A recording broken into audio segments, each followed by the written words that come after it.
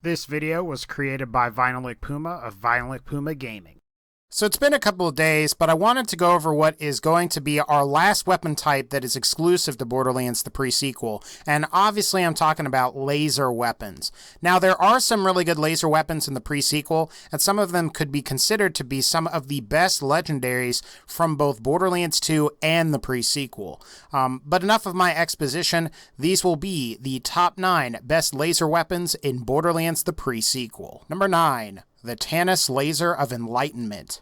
What I like about the Tannis Laser of Enlightenment is that the beam it emits acts a lot like a flamethrower does, and it will probably be the closest we will get to an actual flamethrower until one is possibly added in Borderlands 3. Otherwise, it's pretty much a standard Maliwan beam laser, meaning it does get a continuous damage bonus. It has slightly less range, however it has better base damage than other non-unique Maliwan beam lasers. It also always comes in fire and can't appear in any other element. To acquire this weapon, simply complete the Temple of Boom side quest and choose Tannis. Alternatively, you can also choose Gladstone and get the Shield of Ages, which is a really good shield. Just keep in mind that you will need the Clap-Tested Voyage DLC for Borderlands the pre-sequel. Number 8. Tobys Bright Spod Rune. This will be the closest that we will get to a lightsaber type weapon in a Borderlands game until we possibly encounter some more in Borderlands 3. It's also worth mentioning that Tobys Bright Spod Rune is named the Savory Side Saber in the pre-sequel's localization files or code. And it's also worth mentioning that in that same code, there's also some text for an unsavory side saber, which could be a reference to Darth Vader. Anyway, the Spod Rune has a very high magazine size, high base damage, and good continuous damage bonus. What the Spod Rune lacks is range. Even still, this is a really good weapon to finish both your first and second playthroughs with, especially on Athena, as the Spod Rune has shock damage, and her skills, Maelstrom particularly, benefit from shock damage weapons. If you would like to acquire the Spod Rune, you'll need to complete the These Are the Bots side quest mission for Borderlands the pre-sequel. No DLC is required. Number 7. The vibrapulse. So if you haven't realized it yet, I really like Maliwan beam lasers for the continuous damage bonus that they provide. The vibrapulse not only has that, but it also heals the wielder for a percentage of the damage that it deals. And according to the Borderlands wiki, that percentage is 2.5%. The only thing wrong with the vibrapulse is that it doesn't come in multiple elements. If it did, it might be pretty overpowered when compared to many of the other vanilla game weapons. If you're worried you might not get one, fear not, as the vibrapulse is virtually unavoidable if you complete the main quest line, as you will receive one in a chest during the Home Sweet Home side quest mission. Just kidding, it's a main quest line mission. No DLC is required. Number 6. The Mining Laser. Hyperion railgun lasers are really good and quite accurate. The only problem is that you only get one projectile that fires each time, and that also carries over to some of the legendary railguns like the Excalibur and the Longest Yard laser. However, the mining laser fires not just one, not just two, but 3 projectiles per shot. It is worth mentioning that the mining laser's ammo consumption is really high, but if you can get all 3 railgun projectiles to hit the same crit spot, I would say that it's definitely worth it. This gun reminds me a lot of the Tri-Beam laser rifle from Fallout 3 and New Vegas, and that weapon was extremely powerful in those games. Now, like with the Tannis Laser of Enlightenment, you do have to side with a specific NPC upon completing a side quest mission to get the mining laser. The good news is that no DLC is required, and all you need to do is side with Dan Trap by disabling Clap 9000 during the quest Infinite Loop. Number 5. The Excalibur. This is an above-average railgun laser that always comes in cryo element and has a blade on the end. It's worth noting that the Excalibur can freeze most mod enemies 100% of the time with a well-placed crit shot to their crit spots.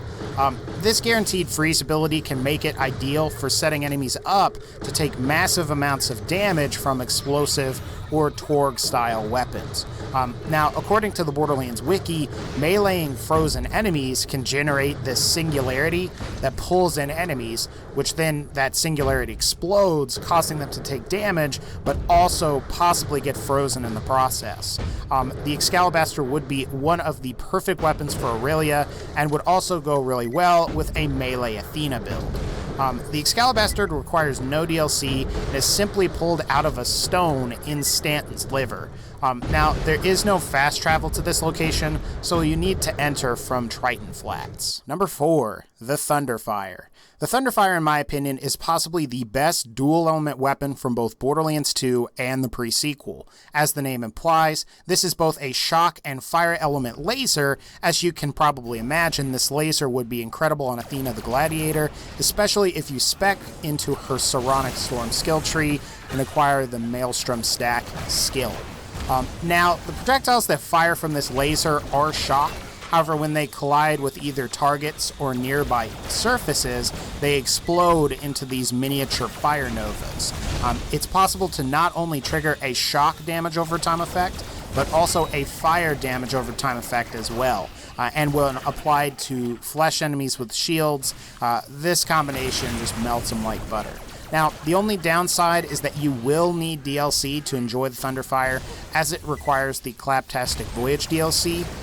The Thunderfire has an increased chance to drop from self-loathing and despair in the subconscious location for the Claptastic Voyage DLC. Number 3, the Ol' Rosie. So the Ol' Rosie is going to be the most powerful laser in Borderlands the pre-sequel, provided that you don't have any DLC for the game. If you do have DLC, it's still going to be one of your best lasers. However, I would argue there are better options. I recommend the Rosie for several reasons, which include that you do get it for beating the main quest line after beating your first playthrough. So if you do beat normal mode and then you beat the game on True Vault Hunter mode, you will get the Rosie. Another thing is that the Rosie does come in all elements, and the Rosie has an extremely high continuous damage bonus. Now, according to the Borderlands wiki, the Rosie was actually nerfed from 518% continuous damage bonus down to 368% continuous damage and bonus, and that's a rough estimate. Now, really, and I remember this, before the nerf, the Rosie was arguably the most powerful gun in the game, and it was awesome. I mean, it was basically the gun that you used to farm the other guns in the game, but unfortunately was nerfed.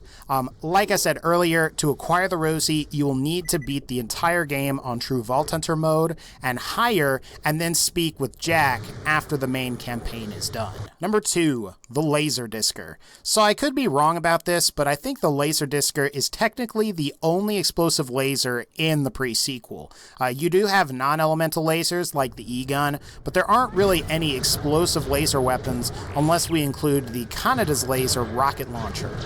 So the Laserdiscer fires these blue disc-like projectiles that deal explosive damage.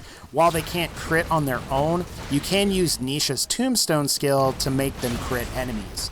It's also worth mentioning that the Laserdiscer might just have the most powerful TDO reload of any weapon in Borderlands the pre-sequel, and that even includes the IVF. The only real downside is that you will need DLC to get a Laserdiscer, and to acquire one, simply kill Shadowtrap when you fight him in the Cortex during the main questline for the Claptastic Voyage DLC. It may take a while to get it to drop, but trust me when I say it is worth it. Number 1, the Absolute Zero. I have a debate with myself that tends to go back and forth of whether the Absolute Zero is better than the Laserdiscer or not. Honestly, why not just use both? I will say that the Absolute Zero is more of my personal preference, as I really like Maliwan Beam style laser weapons in Borderlands the pre-sequel. And the Absolute Zero is without a doubt the best, as it has very high base damage as well as very high continuous damage bonus. These two factors make it superior to the Rosie for compulsive reloaders like myself. Now, the biggest disadvantage that the Absolute Zero has is its low magazine size. While the Rosie can boast up to a 60 to about 70 round magazine, the Absolute Zero is stuck with like 12 rounds or so. The Absolute Zero is only in Cryo Element, while the Rosie can appear in all elements. Now, if you do want an absolute zero, I would say that the best way to get it is by farming EOS at the very end of the Claptastic Voyage DLC when he drops a guaranteed legendary. He also has a chance to drop Kanada's Laser, the Flare, and the Luck Cannon, and this is the most reliable way to receive these particular weapons. Anyway guys, that's going to pretty much wrap up this particular video. If you like this video, please be sure to leave a like. As always, take care and I'll see y'all next time.